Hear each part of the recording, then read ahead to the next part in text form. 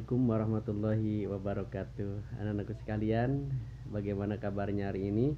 Alhamdulillah, luar biasa. Allahu Akbar. Alhamdulillah kali ini kita bisa berjumpa lagi dengan Pak Denny walaupun lewat video. Ya, mudah-mudahan kita diberikan kesehatan oleh Allah. Kita harus pasrah, kita harus ikhlas. Pandemi COVID-19 ini mulai menyebar banyak. Pasrah, ikhlas, kemudian minta kepada Allah, lindungi keluarga kita, diri kita dilindungi oleh Allah ya. Minta kepada Allah perlindungannya.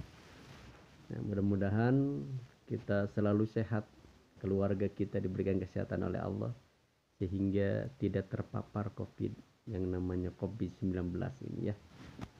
Anak-anakku sekalian, hari ini Pak Denny akan menjelaskan tentang sholat. Sholat itu rukun Islam yang keberapa? Ada yang tahu? Sholat itu rukun Islam yang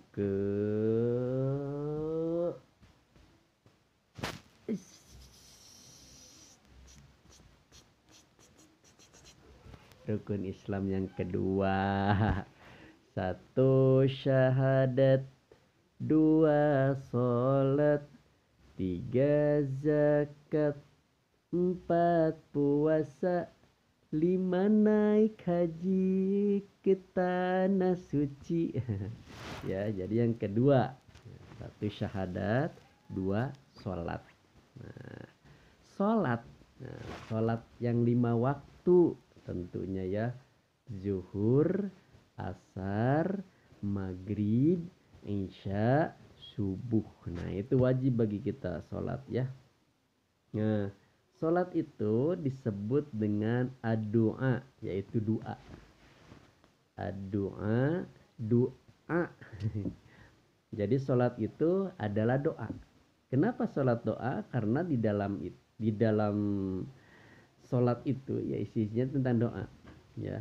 Inna sholat Allahu Akbar, Allahu Akbar, Allah maba'id atau Allah Akbar kabiro dan sebagainya, itu isinya doa ya. Di dalam surat Al-Fatihah pun doa ya. Jadi semua rangkaian sholat itu doa-doa, bacaan-bacaannya itu mengandung doa ya, sehingga sholat itu dikatakan adalah doa. Nah, itu menurut istilah, itu menurut logat ya, menurut logoh. Kalau menurut istilah, sholat itu diawali dari takbir dan diakhiri dengan salam. Itu adalah sholat. Anak-anakku sekalian, sholat itu berdoa, memohon kepada Allah. Jadi kalau kalian sholat tidak memohon kepada Allah, tidak berdoa, wah itu rugi besar. Ya, rugi besar. Ya, jadi sholat itu adalah doa. Jadi makanya ketika selesai sholat, Assalamualaikum, Assalamualaikum, kalian memohon kepada Allah. Jangan langsung berdiri lalu lari, jangan.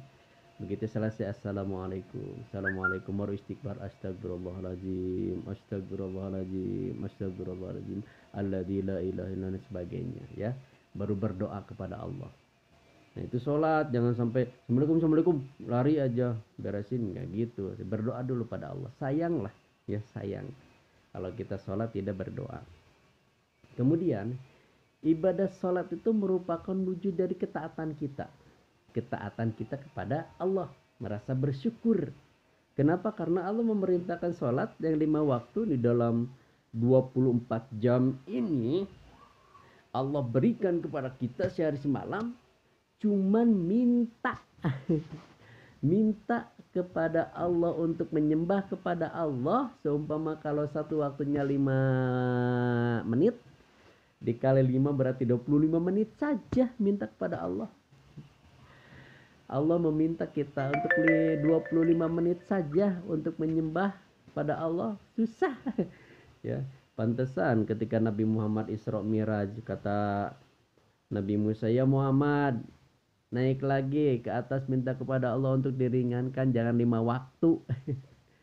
Tapi Nabi Muhammad malu, ya Musa, saya udah ke atas ke bawah memohon, meminta kepada Allah untuk diringankan. Tadinya 50 waktu, bayangkan kalau 50 waktu.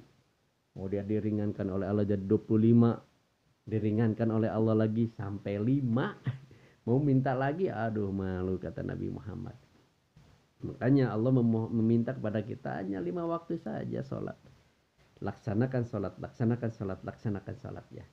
Karena sholat itu merupakan wujud diri kita, ketaatan kepada Allah dan rasa bersyukur kita bahwa kita adalah sehat, kita masih hidup. Nah, kalau sudah meninggal mah tidak bisa sholat, disolatkan. Nah, makanya kita itu harus bersyukur kepada Allah bahwa masih hidup, makanya harus sholat. Nah, kemudian di antara hikmah ibadah sholat, satu, sebagai benteng hidup kita.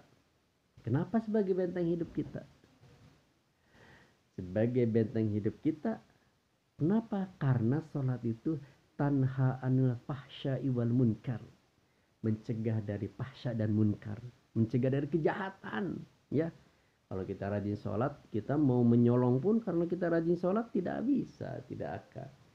Kalau kita rajin sholat, mau nendang orang lain tanpa kesalahan pun tidak bisa.